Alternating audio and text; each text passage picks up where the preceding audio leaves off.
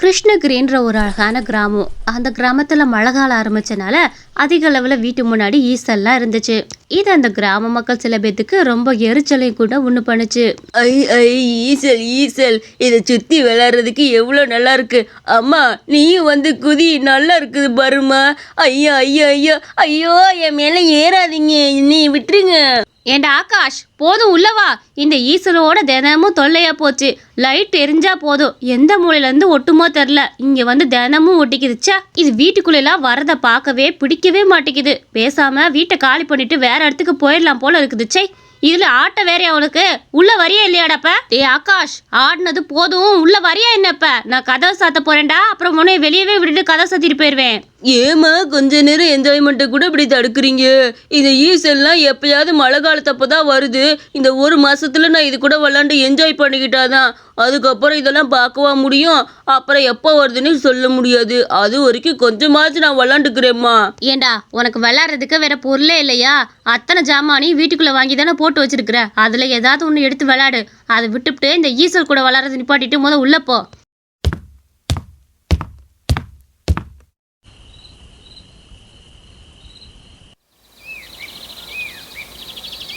அப்பா காலையில் ஆயிடுச்சு. காலையில் ஆயிட்டாலே வேலைக்கு கிளம்புறதுல ஒரு சந்தோஷம்தான்ப்பா. சாயந்தரம் வரப்ப கையில் 1000 ரூபா கிடைக்கும்ல முழுசா.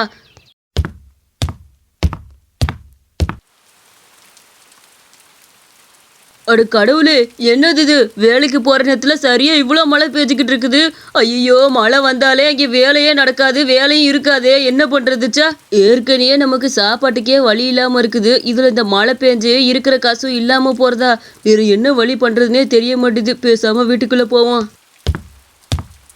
அட, ஒரு வழியாக கொஞ்சம் மழை விட்ட மாதிரி இருக்குது. பேசாமல் போய் நம்ம ராமாச்சி பாட்டி கடையில் ஏதாவது வாங்கி சாப்பிட்டு வருவோம். வேறு வழி இல்லை, பசி வயிற்று கிள்ளுதுப்பா.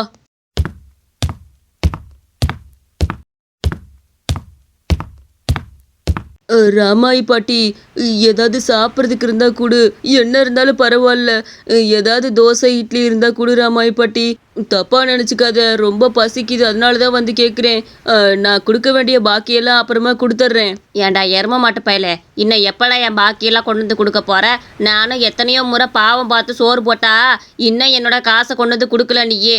ஏண்டா, ஒரு தடவை கொடுக்கலாம், 2 தடவை கொடுக்கலாம். இப்படி 10 தடவை வாங்கி தின்னுபுட்டு இன்னும் பணம் கொடுக்கலனா யார் தான் உனக்கு சாப்பாடு கொடுப்பா? இப்படி ஓசிலே வந்து திங்கிறியே, உனக்கு வெக்கம் இல்லை? வெக்கம் சூடு சொர்ணம் ஏதாவது இருந்துச்சுன்னா இந்த காசெல்லாம் திருப்பி என்கிட்ட கொடுத்துட்டு அதுக்கப்புறம் நீ இட்லியில் கையை வை, புரியுதா?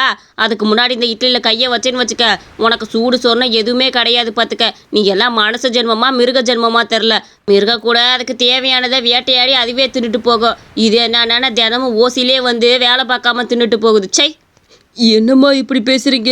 நான் வச்சுக்கிட்டா வஞ்சகம் பண்ணுறேன். இந்த மழை காலனால தானே எனக்கு சரியாக வேலை இல்லை. இல்லைன்னா நான் சரியாக உங்களுக்கு நான் காசை கொடுத்துருக்க மாட்டேனா? இன்னும் மழை காலம் முடிய ஒரு 10 நாள் தானே இருக்குது. அதுக்கப்புறம் உங்களோட பணத்தை நான் முழுசாக செட்டில் பண்ணிடுறேன். அது வரைக்கும் எனக்கு சாப்பாடு கொடுங்கம்மா, இல்லைன்னா பசி பட்டினியாலே செத்துருவேன். இப்படிப்பட்ட வாழ்க்கை வாழ்கிறதுக்கு நீ அப்படியே பண்ணிட்டு போயிடலாம். என் கடனை கொடுத்துட்டு இட்லியில் கையை வை, கிளம்புடா முதங்கண்டு. நீ எவ்வளோ பரிதாபப்பட்டாலும் உனக்கு நான் தரமாட்டேன் பார்த்துக்க. வந்துட்டான். ஊர் முழுக்க இதே பொழப்பா போச்சு. அவன் போயிட்டு இருக்கப்போ ஒரு ஈசப்புத்துலேருந்து ஈசெல்லாம் வந்து பறந்துக்கிட்டு இருந்துச்சு. இதை தூரத்தில் நின்று கவனிச்சுக்கிட்டு இருந்தான். அட, என்னது இது? இந்த ஈசப்புத்துலேருந்து இவ்வளோ ஈசல்? எப்பா, இதுக்கு முன்னாடி இப்படி ஈசல்லாம் நான் கண்ணார பார்த்ததே கிடையாதுப்பா. ஓஹோ, மழை காலம் வந்தனால இந்த ஈசல்லாம் இருக்குதா? இனி இந்த ஈச காலம் தான் போ. என்னடா கிருஷ்ணா, எப்படி இருக்கிற? ஆமாம், என்ன இந்த பக்கத்து ஈசப்புத்தன்னு பார்த்துக்கிட்டு இருக்கிற? ரொம்ப பெரிய அதிசயம் பாரு, உலகத்தில் பார்த்ததே இல்லையாக்கும். இல்லைங்கம்மா, நான் இப்போ தானே பார்க்குறேன். இந்த ஈசல் சின்ன வயசில் சாப்பிட்ருக்கேன். ஆனால் இப்போ தான் நேரில் இப்படி புத்துலேருந்து வெளியே வரதை பார்க்குறேன் பார்த்துக்கோங்க. இந்த ஈசலை பிடிச்சி ஒரு தடவையாவது சமைச்சு சாப்பிடணும்னு ஆசையாக இருக்குது. எங்கள் அப்பா சின்ன வயசில் செஞ்சு கொடுப்பாரு இதெல்லாம். ஏண்டா, இப்போ மட்டும் என்ன போய் ஏதாவது விளக்கு மாதிரி பொருத்தி கிண்ணத்தை அதுக்குள்ளே வச்சோன்னு வச்சுக்கவே, அது பூராமே அதில் விழுந்துரும் பார்த்துக்க. அப்புறம் என்ன ஈசலை புடச்சி போட்டு சாப்பிட வேண்டியதானே பொறிச்சு? அடு, எனக்கு பிடிச்ச மாதிரி இந்த ஈசல் நிறைய பேத்துக்கு இந்த கிராமத்தில் பிடிக்க வாய்ப்பு இருக்குது. பேசாமல் இந்த ஈசல்லாம் பிடிச்சி கொண்டு போய் நம்ம வியாபாரம் பண்ணாவது ஏதாவது ஒரு 100-200 கிடைக்கும். அதை வச்சு தினமும் நம்ம சாப்பிட்டுக்கலாமே. தினமும் அந்த கிளவிட்ட பேச்சு வாங்கிட்டே சாப்பிட்றதுக்கு இந்த மாதிரி வேலை பண்ணால் 100-200 கிடைக்கும். மழை காலம் வரைக்கும் இதை வச்சே ஓட்டிடுவோம். அட அட அட எவ்வளோ அழகா இதுக்குள்ள விழுகுது. எப்பா எங்க அப்பா இப்படிதான் ஈசல்லாம் பிடிச்சிருப்பாரா? நான் இப்போதான் கண் கொண்டு பார்க்குறேன். ஐயோ கடவுளே, எப்படியாவது இந்த ஈசல் வியாபாரம் நல்லா போகணும்ப்பா. அப்படி மட்டும் நல்லா போச்சுன்னா என் சாப்பாடு செலவு எல்லாத்தையும் நான் இதிலேயே பார்த்துக்குவேன். அந்த கிருஷ்ணாங்கிறவன் வந்ததுக்கு நிறைய ஈசல்களை பிடிச்சிட்டு அந்த இடத்த விட்டு கிளம்புனா. காலையில எந்திரிச்சதுமே அந்த ஈசல்ல இருக்க ரெக்கை எல்லாத்தையுமே பிச்சுட்டு அதை நல்லா சுத்தப்படுத்திட்டு இருந்தான்.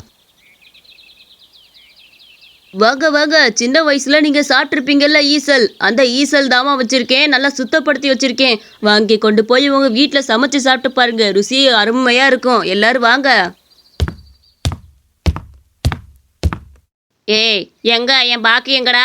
இன்னைக்கு கொடுக்குறேன்னு சொன்னையா இல்லையா? எங்க என் பாக்கி கொண்டு வந்து கொடுக்க வக்கு இல்லாத பையன் ஈசல் வித்துக்கிட்டு இருக்கிறியா ஈசலு? ஏம்மா இன்னைக்கு சாயந்தரத்துக்குள்ள உன் பாக்கியை கொண்டு வந்து கொடுத்துட்றேன். இதோ இந்த ஈசல் வியாபாரத்தை இப்போதான் ஆரம்பிச்சிருக்கேன். எப்படியாச்சும் நல்லா போச்சுன்னா கொண்டு வந்து சாயந்தரத்துக்குள்ள கொடுத்துட்றேம்மா. தயவு செஞ்சு எதுவும் வாயை விட்டு பேசாத. சாயந்தரம் மட்டும் எனக்கு வராமல் இருக்கட்டும், அப்புறம் இருக்குது. இந்த ஈசல்லாம் ஒரு வியாபாரம் சொல்லி இதை வேற வித்துக்கிட்டு இருக்கியா? உங்ககிட்ட நம்பி வேற வாங்க வருவாங்க காணாமனு. ஆளுகளையும் மூஞ்சிகளையும் பாரு, வேலைதான் வேலைக்கு போக பாடுறா இந்த மழை காலத்தில் போயிட்டுக்கிட்டு. இல்லைம்மா, சின்ன வயசுலேருந்தே எனக்கு ஈசல் பிடிச்ச மாதிரி நிறைய பேத்துக்கு பிடிக்க வாய்ப்பு இருக்குது. அதனால தான் இதை செய்யலான்னு முடிவு பண்ணேன். இது நல்லா ஓடுன்னு எனக்கு நம்பிக்கை இருக்குது. மழை காலம் முடிகிற வரைக்கும் இதை பொழப்ப வச்சு நான் ஓட்டிக்கிட்டேன்னா மழை காலம் முடிஞ்சதுக்கப்புறம் நான் பேசாமல் என்னோட ரெகுலர் வேலைக்கு போக ஆரம்பிச்சிருவேன்.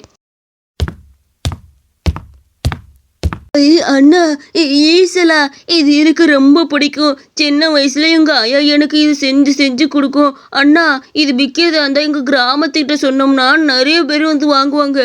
எங்க கிராமத்துல இருக்கவங்க எல்லாத்துக்கும் இந்த ஈசல்னா ரொம்ப பிடிக்கும். கொஞ்சம் பொறுங்க, நான் கூட்டு வரேன். அப்படியா? உங்க கிராமத்துல இருக்கவங்க எல்லாத்துக்கும் இந்த ஈசல்னா ரொம்ப பிடிக்குமா? எனக்கு ரொம்ப பிடிக்கும்டாக்கண்ணா.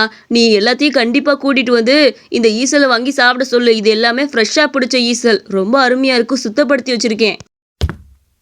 அந்த பையனும் போய் அந்த கிராம மக்கள் எல்லாத்தையுமே அந்த ஈசல் வாங்குறதுக்காக கூட்டிட்டு வந்தான்.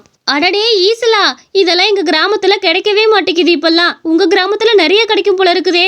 ஆமாம்மா, இது எங்க கிராமத்துல நிறைய கிடைக்கும். இருந்தாலும் சுத்தம் பண்றதுக்கு எல்லாத்துக்கும் பிடிக்காதுல்ல, அதனால நானே அதை பிடிச்சி எல்லாத்தையும் சுத்தம் பண்ணி விற்கலான்னு தான் வித்துட்டு இருக்கேன்.